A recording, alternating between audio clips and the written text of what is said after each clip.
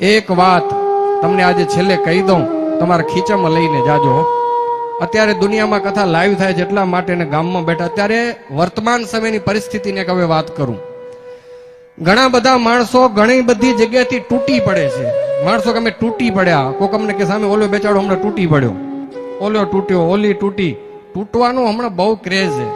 કેમ ને કેમ માણસ તૂટી પડે. તમે સાંભળતા હશો ને શબ્દ તૂટ્યો, ઓલો તૂટ્યો, આમાં તૂટ્યો, આમાં તૂટ્યો. સાધકો સાધનામાંથી તૂટી પડેરા, ગ્રસ્તો ધંધામાંથી તૂટેરા, કોકના હક પણ તૂટેરા. હમણાં તૂટવાનું ચારે બાજુ તૂટ્યું તૂટ્યું તૂટ્યું. સાચું ખોટું? એટલે આજે બેઠો તો વિચાર કરતો તો કઈક એકાદ મેસેજ તો આજે દેવો, દુનિયાને કામ આવે. મેં સાધુ છે તો અમારે કોઈકને ટેકો દેવો અમારો ધર્મ છે. એટલે હું બેઠો ચિંતન કરતો હતો અને એક ભારતના એક ભગવાધારી સંતનો એક સંકલ્પ અને એનો વિચાર મારા મગજમાં ફૂર્યો કે સાધુ શું કામ કરતા, સાધુનું ખરેખર કામ શું છે. અમે ભગવા ધારણ કર્યા છે, માત્ર તમને કથા સંભળાવીએ, તમે રસોઈ પાણી દો, લાડવા બનાવીને જમીએ, એ મારું કામ નથી. ભારત દેશના ભગવાધારી સાધુનું મૂળ કામ. એક સંત પાસે એક તૂટેલો માણસ ગયો, રોઈ પડ્યો, આંખમાં આંસુની ધાર થઈ ગઈ કે મહાત્માજી તૂટી પડ્યો. હું કે બહુ રડ્યો. સાધુ છે ને, પ્રેમ આપ્યો, માથે હેતનો હાથ મૂક્યો, આશ્વાસન આપ્યું, એક પાણીનો પ્યાલો ભરીને પાયો, કીધું બેસ, નીચે બેસ, શું તકલીફ છે? મહાત્માજી શું કરું? કે તૂટી ગયો છું, કે હું તૂટી ગયો. કે મહાત્મા કે કાંઈ વાંધો નહીં, થોડીક વાર બેસ. આ સાધુ પ્રેક્ટિકલ સાધુ હતા. આશ્રમની બારે જઈને આકાશમાં ચોમાસાની સિઝન હતી, વાદળા સામે નજર કરાવી કીધું જો હું તને ભગવાનની એક વાત કહું. ભગવાન તૂટેલાનો કેટલો સરસ ઉપયોગ કરે છે. તું તૂટી ગયો એમ કહે છે ને, તું કે હું તૂટી ગયો એટલે રડે છે ને. હું તને ભગવાનની એક વાત કહું, ભગવાન કેવા છે જો, એ તૂટી જાય એનો કેવો ઉપયોગ કરી લે રાખે. જો આ વાદળા તૂટે ને તો વરસાદની ધારું થાય. તને ખબર છે કે આ વાદળા તૂટે તો વરસાદની ધારું થાય. હાલ ખેતર ખેડાતું હતું, જો આ માટી તૂટેરી પણ ખેતર કેટલું સરસ થાય. બાજુમાં એક નાનો છોડ ઉગ્યો તો, જો આ બીજ તૂટ્યું તો માંથી છોડ ફૂટ્યો. આકાશના વાદળા તૂટે તો વરસાદની ધારાઓ થાય, માટી તૂટે તો ખેતર સારું થઈ જાય, અને એક બીજ તૂટે તો એમાંથી અંકુર ફૂટે. તો આ જગતમાં કોઈ જો તૂટે ને એ ભગવાનનો ભગત થાય ને, તો એમ સમજવાનું કે ભગવાન ક્યાંક મારો સારો ઉપયોગ કરવાના છે. હવે બીજી જગ્યાએ એટલે મને તોડ્યો છે ભગવાને. તૂટે તો કંઈક અલગ થશે.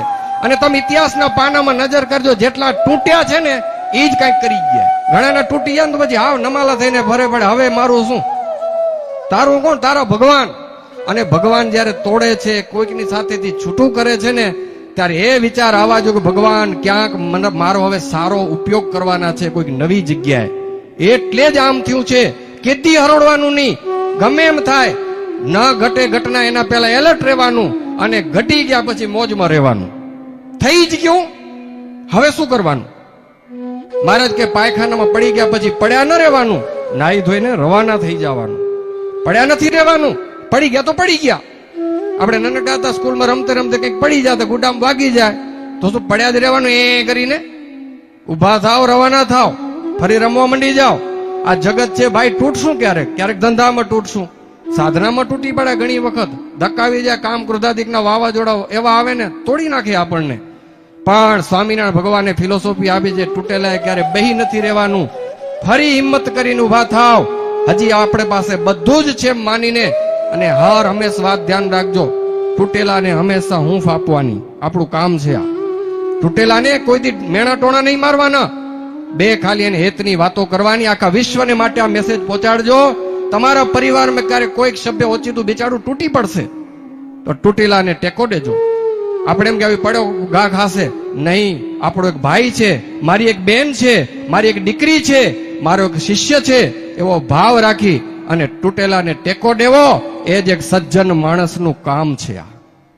આપણે સજ્જન થઈએ, ખાલી કંઠી પહેરશું, ગળા માથે ચાંદલો હશે, સારું છે, પણ આવી માનવતા પણ હોવી જોઈએ કે તૂટેલાને આપણે બે હેતના અને હૂંફના શબ્દો દઈએ. ભગવાન સ્વામિનારાયણ ધરતીમાંથી આવ્યા, આશ્રિતોને આ વાત શીખાડી હતી કે તમારા યોગમાં કોઈ આવે એને હૂંફ અને હિંમત આપજો. ભક્તો ઘણી વખત અમુક સમય એવો હાલતો ને તમે એ સમય મેને ટેકો દઈને તો પછી માંડ રવાનો થઈ જાવ. પણ ઈ ટાણે જ આપણે મેણા ટોણા કરવા જાય ને બિચારો એક તો ભાંગ્યો છે, અને એમાં આપણે મેણા ટોણા કરીને જે તે સંભળાવી બિચારો હાવ બેહી જાય તળિયે. આવું ક્યારે આપણે કરવું નહીં. કોઈકનું દુઃખ દેખીને આપણે થોડી દયા રાખવી, થાય એટલી આપણે એને હિંમત આપવી. આ ખાસ અમારા સાધુવાદ તરીકે અને તમને બધાને ને અમને આ જ કરવાનું છે. તમે જોજો એના આશીર્વાદ કેવા મળશે. તૂટેલો માણસ હોય ને ખાલી બે બાજુમાં 5 મિનિટ બેસીને તમે એને ખાલી હૈયું ઠલવાની વાત કરતો, ભાઈ તારું હૈયું ઠલ નાખ મારી આગળ, તમને જોજો એના હૃદયમાં કેટલી શીતળતા વ્યાપી જશે અને તમને એના આશીર્વાદ મળશે. ખરા આશીર્વાદ તો એના છે. એટલે બહુ સમજવાની એક વાત મને હૃદયમાં યાદ આવી એટલે કીધી. આપણે એક માનવ છીએ, આજથી એક સંકલ્પ કરીએ, જ્યાં સુધી જીવીશ ત્યાં સુધી કોઈ તૂટેલો હશે ને હું ટેકો દઈશ અને હિંમતની 2 વાત કરીશ. ભક્તો તો આપણું આ કરોડોનું જગન છે ને સક્સેસ જશે. કંઈક આપણે બદલાવ લાવવાનો છે જીવનમાં, કંઈક આપણે નવું ઇમ્પ્રૂવ કરીએ કે આ ગામ છે, તમારું ગામ છે, અડોશી પડોશી ગમે ત્યાં હોય, તૂટ્યો હોય ને એ ટાણે બેચારાને હિંમતના શબ્દો 2 જરૂર દઈ દેવા. કેમ લાગે તમને આ વાત કરવા જેવી છે? હા, તો કરજો બધાય.